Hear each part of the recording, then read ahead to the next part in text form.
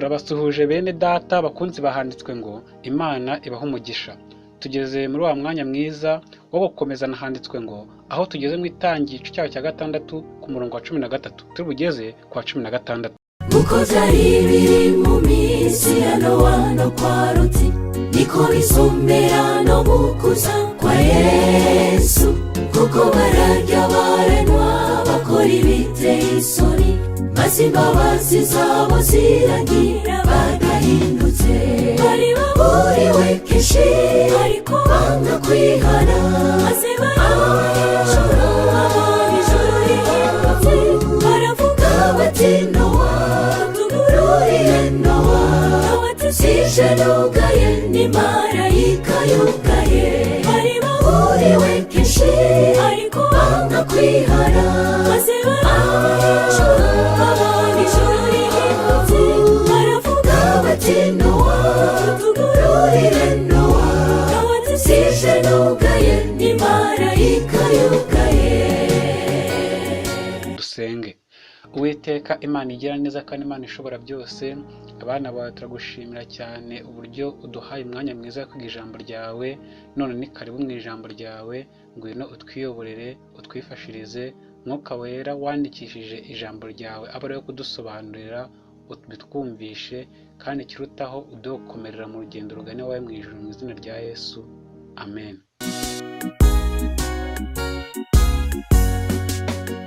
Namwe nimwitegereze uko isi yacu imeze, abantu benshi bataye umutwe ku bwayo. Umugabo ntagitinya gushinga undi mugabo, ibibi by'isodomu na gomora byatugezemo. Bari baburiwe kenshi ariko banga kwihana, maze barabijoro ijoro rihindutse. Baravuga bati Nowa, tugururiye Nowa, Nowa tusije nugaye ni marayika yugaye. Bari baburiwe kenshi ariko banga kwihana, maze barabijoro ijoro rihindutse. Baravuga bati Nowa, tugururiye Nowa, Nowa tusije nugaye ni marayika yugaye. Itangiriro 6:13 aravuga ngo, Imana ibwira Nowa iti, iherezo ry'Abafite umubiri bose rije mu maso yanjye, kuko isi yuzuye urugomo ku bwabo, dore nzabarimburana n'isi. Uwiteka aboherereje imiburo mu myaka 120 abinyujije muri Nowa umugaragu we, ariko igihe cy'imbabazi bahawe ku bw'ubuntu bagikoresheje mu gukoba Nowa.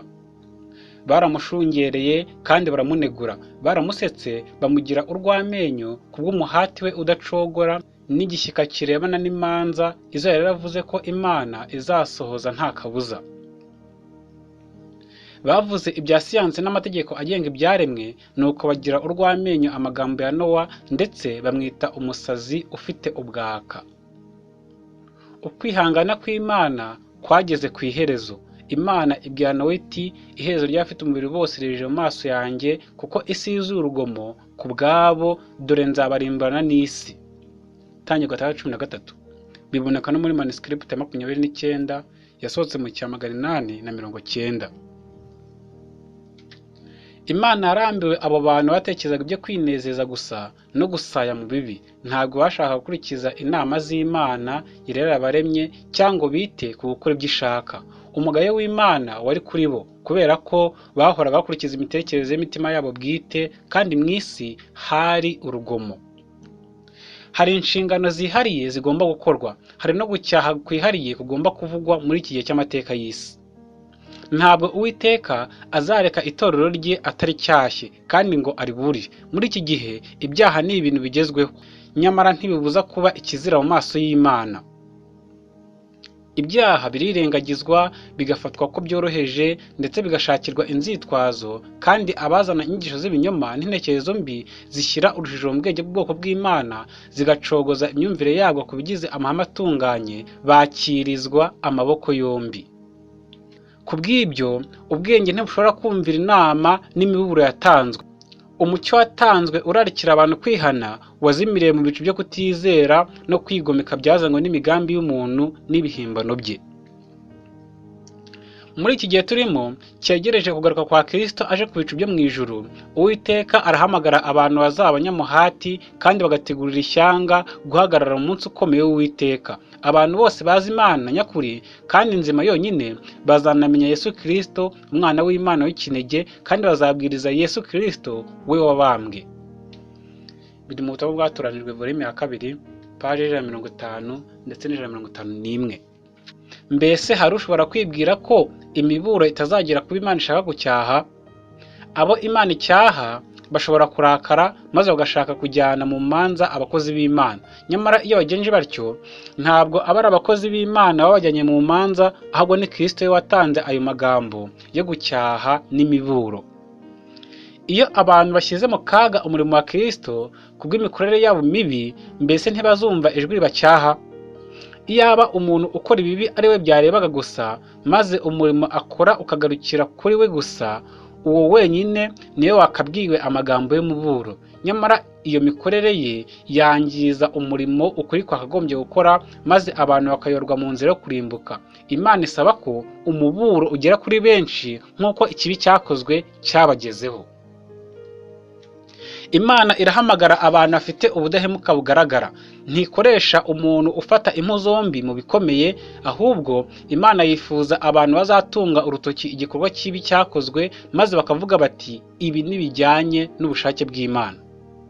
Biboneka mu ibaruwa 19 yasohotse mu cya 897.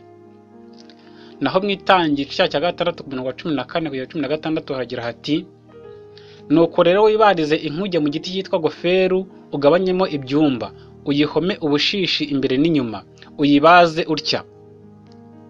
Uburebure bw'umurambararo bw'inkuge bube mikono 300, ubugari bwayo bube mikono 50, uburebure bw'igihagararo bwayo bube mikono 30, kandi uzacemo idirishya rizaba irya mukono umwe, nuyirangiza hejuru umuryango w'inkuge uzawushyire mu rubavu rwayo. Uzayishyiremo amazu, iyo hasi n'iya kabiri hejuru yayo n'iya gatatu. Nowa n'umuryango we ntabwo ari bo bonyine bubahaga Uwiteka, ariko Nowa yari umukiranutsi utunganye kurusha abantu bose bo ku isi, kandi imibereho ye yayeguriye Imana, nuko asohoza umugambi wayo, yubaka inkuge abifatanyije no kuburira abatuye isi. Gusa hari hariho abandi bakiranutsi nka Metusela sekuru wa Nowa wabayeho kugeza mu mwaka wabanjirije umwuzure, ndetse n'abandi bihannye kandi bakemera ikibwizwa cya Nowa, bakaba baramufashije kubaka inkuge, ariko bapfuye umwuzure w'amazi utaraza ku isi. Biri mu gitabo cyitwa Umwuka w'Ubuhanuzi volume ya 2 page ya 70. Imana haye Nowa ingero zose n'amabwiriza agendanye no kubaka inkuge mu buryo bwihariye. Ubwenge bw'umuntu ntibwashoboraga gutegura ikintu cy'imbaraga kandi kizaramba nk'icyo. Imana niyo yakoze igishushanyo mbonera, hanyuma Nowa aba uwo kugishyira mu bikorwa. Inkuge yari yubatswe nk'ubwato kugira ngo ishobore kureremba hejuru y'amazi, kandi ku rundi ruhande yajyaga gusa nk'inzu. Biri mu Makwambere n'Abahanuzi page ya 54. Imana yahaye Nowa ingero zifatika z'inkuge n'amabwiriza azamuyobora mu kubaka icyo kintu kidasanzwe. Iyo nkuge yubatswe nk'inzu, ariko ku gice cyo hasi imeze nk'ubwato kugira ngo ishobore kureremba hejuru y'amazi. Nta madirishya yigeze ashyirwa ku mpande z'iyo nkuge, ahubwo yari ifite ibyumba 3 byerekeranye, maze umucyo ukinjira unyuze mu idirishya ryo hejuru. Umuryango wari ku ruhande. Hari harimo imyanya itandukanye aho inyamaswa zari zibereye, kandi iryo dirishya ryo hejuru ryatangaga umucyo hose. Inkuge yari ikozwe mu giti cya goferu. Icyo giti cyashoboraga kumara imyaka 100 kitamunzwe. Yari inyubako ishobora kuramba ku buryo nta bwenge bw'umuntu bwashobora gutekereza ikintu kimeze gityo. Imana niyo yerekanye igishushanyo mbonera, maze Nowa aba umwubatsi wayo. Biboneka muri Umwuka w'Abantu volume ya 2 page 71. Kubaka icyo kintu kinini cyane ntibyihutaga. Urebye umubyimba w'ibyo biti n'ubwoko bwabyo, icyo gihe gutunganya urubaho ari umurimo ukomeye ugereranyije n'ubu. Ubushobozi bw'umuntu bwose bwarakoreshejwe kugira ngo uwo murimo utungane. Nyamara iyo nkuge ubwayo ntiyajyaga kwibuza kwangizwa n'umwuzure wendaga kuba ku isi. Imana ubwayo niyo yashoboraga kurinda abagaragu bayo umuraba ntugire icyo batwara. Biri mu makumyabiri n'abahanuzi paje ya 54. Mu Baheburayo 11:7 haragira hati, kwizera kwatumye Nowa atinya Imana amaze kuburirwa nayo iby'ibitaboneka, akabaza inkuge yo gukiza abo mu nzu ye, ariyo yacishije iteka ry'abari mu isi, aragwa gukiranuka kuzanwa no kwizera.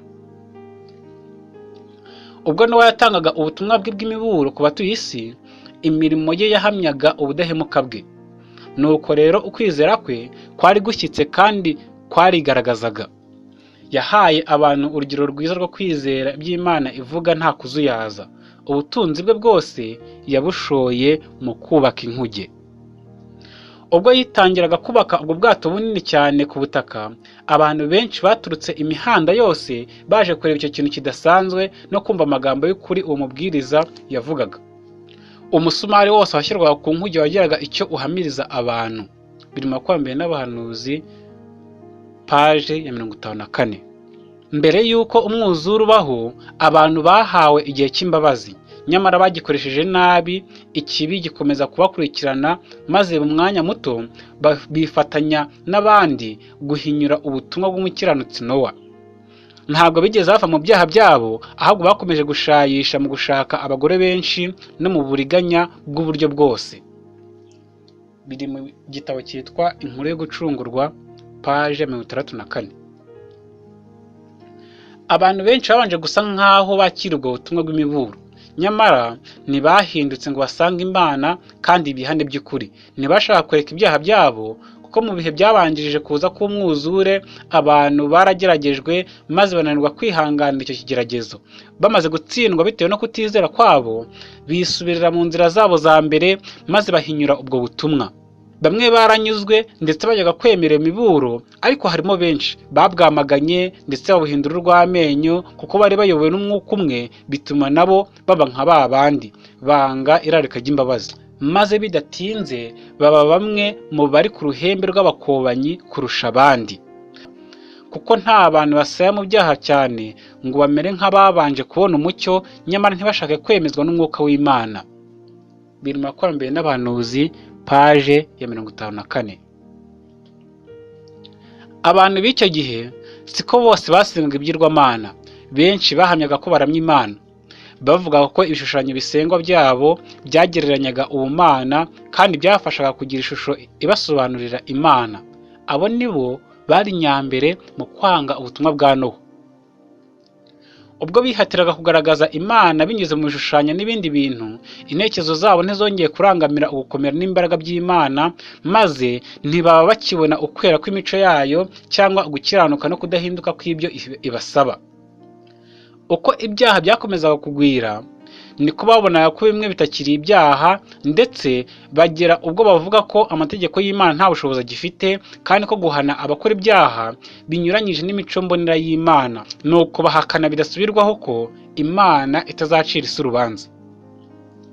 Biri mu makumyabiri n'abahanuzi paje ya 54. Si abantu benshi bari bogamiye ku kuri.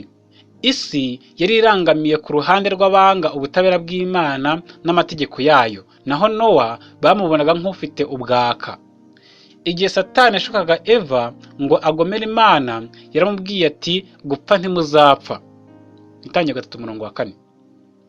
Abantu bakomeye kandi bagenderaga mu nzira z'isi, abari abanyacyubahiro kandi b'abahanga, baravugaga bati, amategeko ateye ubwoba y'Imana agamije gukura abantu umutima, ariko ntabwo izagenzura ko yakurikijwe. Ntidukeneye kuburirwa ibyo bintu by'uko Imana izarimbuza isi, ibyo bintu by'uko Imana izarimbura isi yaremye kandi ngo ihane ibiremwa yiremeye ntibizabaho. Ni amahoro, ntimugire ubwoba. Nowa arakabya cyane. Abantu bafashe amagambo ya Nowa nk'ubusazi bw'umusaza w'umwaka. Aho kwicisha bugufi ngo begurire Imana imitima yabo, bakomeje kwigomeka ndetse no gukora ibibi nk'aho Imana itigeze igira icyo ibabwira ibinyujije umugaragu wayo. Biri mu makumyabiri n'abahanuzi paje ya 55. ariko nawe yahagaze ashikamye nk'igitare mu nkubi y'umuyaga.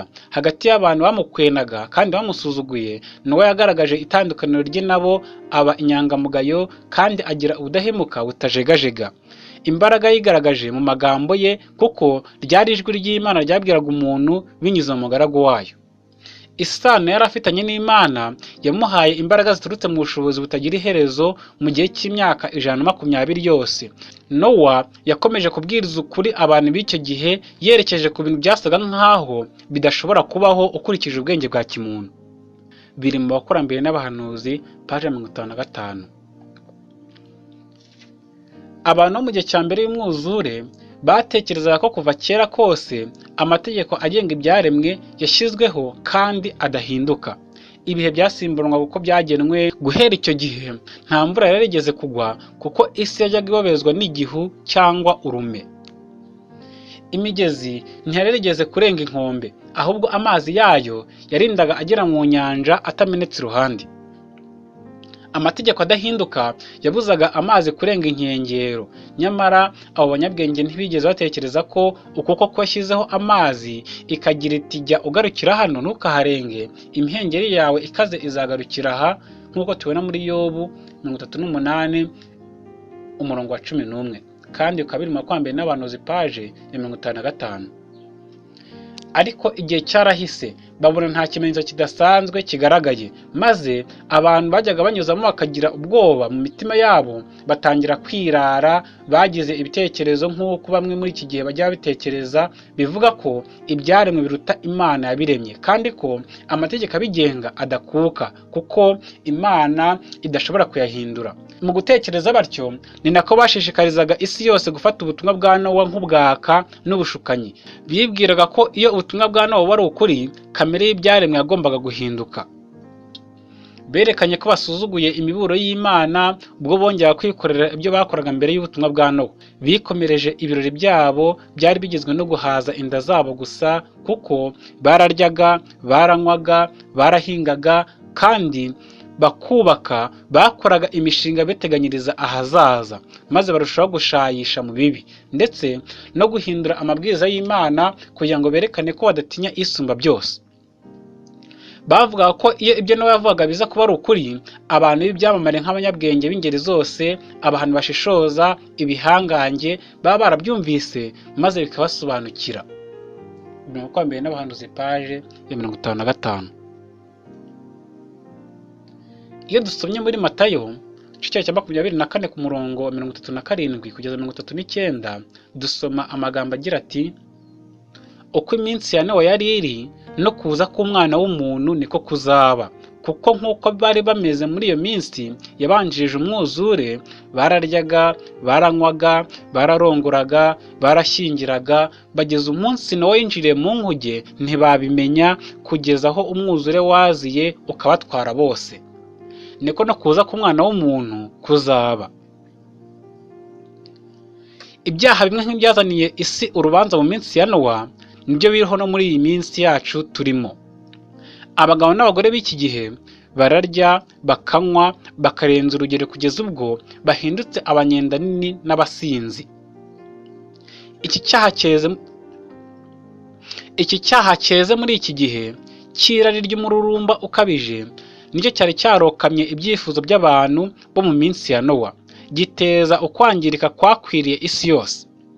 Icyaha n'ubugizi bwa nabi byarazamutse bigera mu ijuru. Iki kibi no kwangirika byahanaguwe ku isi n'umwuzure. Ibyaha nk'ibyo by'umururumba n'ubusinzi byubitse intekerezo z'umutimanama. Ibyaha nk'ibyo by'umururumba n'ubusinzi byubitse intekerezo n'umutimanama w'abaturage b'i Sodomu, kugeza ubwo abagabo n'abagore bo muri uwo mujyi bishimiraga ubugizi bwa nabi. Niyo mpamvu Kristo Umukiza yaburiye isi agira ati no mu minsi ya Loti nayo byari bimeze bityo.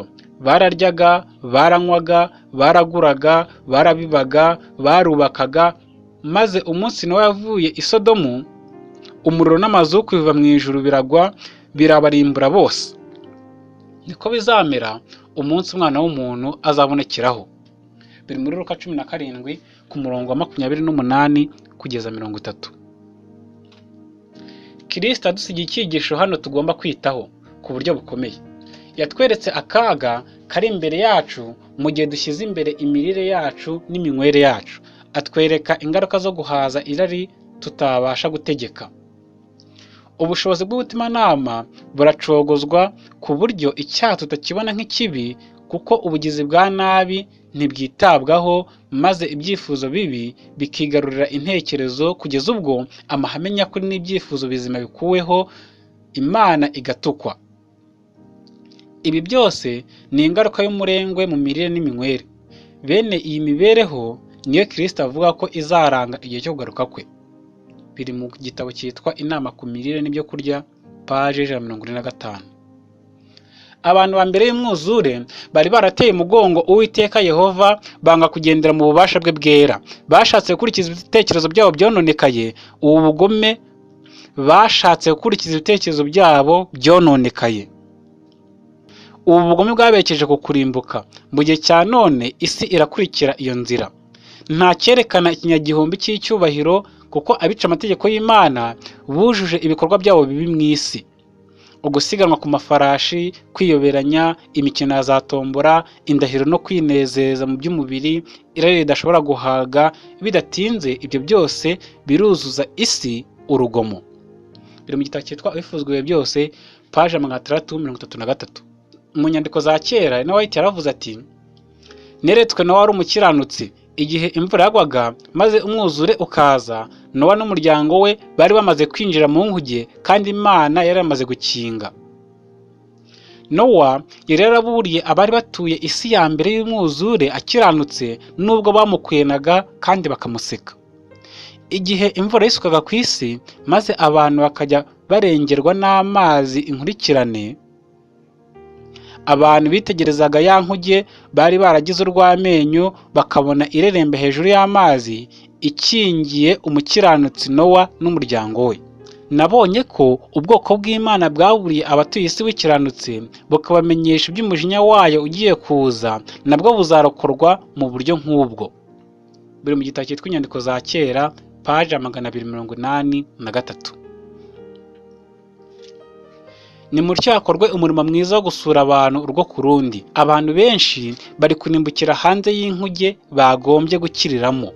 Nimureke abizera b'itorero bazamure ibendera ry'ukuri mu baturanyi babo. Nimutyo abagabura b'ubutumwa bwiza bashinge amahema, maze babwirize abantu ukuri mu mwuka w'imbaraga, maze nibarangiza bajye mu gace gahereranye nako bityo nabo bahabwirize ubutumwa.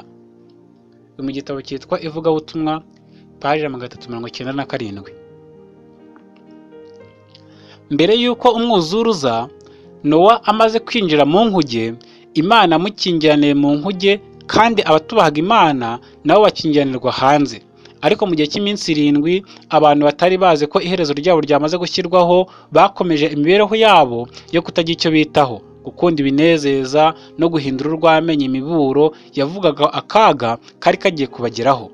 Umukiza aravuga ati: niko no kuza k'Umwana w'umuntu kuzaba, nk'uko biri muri Matayo 24:39. Nk'uko umujura nijoro aza bucece ntawe umubona, niko bizaba no ku isaha iheruka izaranga iherezo rya buri wese, ndetse no gukurwaho guheruka kw'itangwa ry'imbabazi ku banyabyaha. Biri mu ntambara ikomeye, paje 491.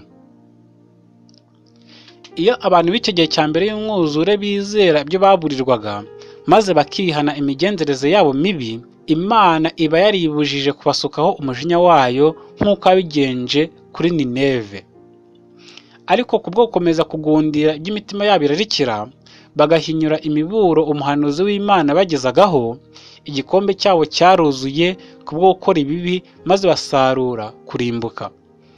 Biri mu Bakurambere n'Abahanuzi, paje 56.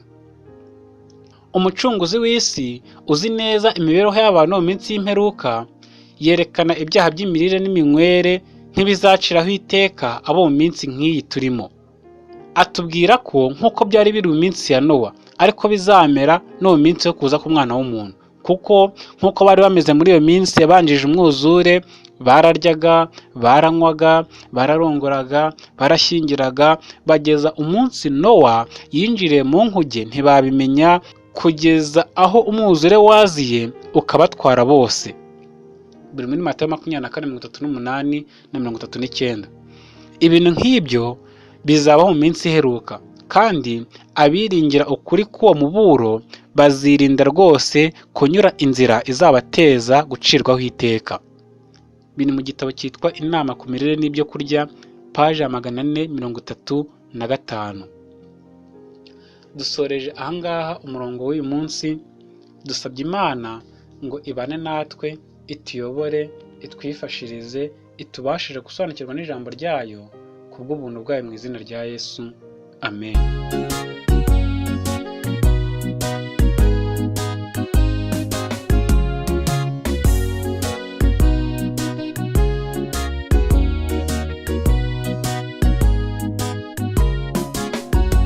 Uyu musino wacu wo guhindukira twihane, maze ibihe by'ihembura bibone kuza, bivuye imbere ya Data nawe azotubabarira, naho ibyaha byacu byo tukura zobihanagura.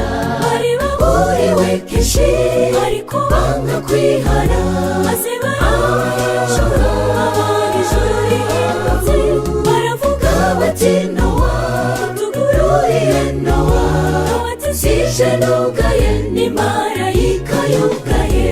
Bari baburiwe kenshi ariko banga kwihana, maze barishura abana ijuru rihindutse, baravuga bati Nowa tugururiye Nowa, Nowa tuzije nugaye n'imarayika yugaye.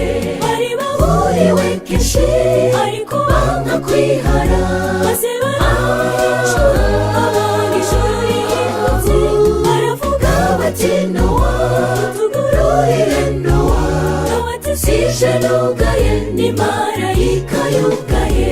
Nowa tuzije nugaye n'imarayika yugaye. Nowa tuzije nugaye n'imarayika yugaye. Nowa tuzije nugaye n'imarayika yugaye. Dusenge. Data wera, Imana igira neza kandi Imana idukunda, urakoze cyane uburyo wabanye natwe muri uyu mwanya.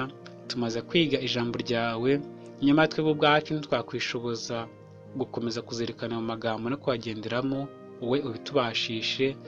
Ikirutaho utwongerera umwete n'ubushake, utubashe gukomera no gushikama, udushoboze kuba maso n'ibihe bigoye by'imperuka, utubashe kwitegura dushikamye, kandi ukomeze kudukundisha ijambo ryawe, uduhe kurushaho kubana nawe mu masengesho, utujye imbere, uturwanirire kubw'ubuntu bwawe mu izina rya Yesu. Amen.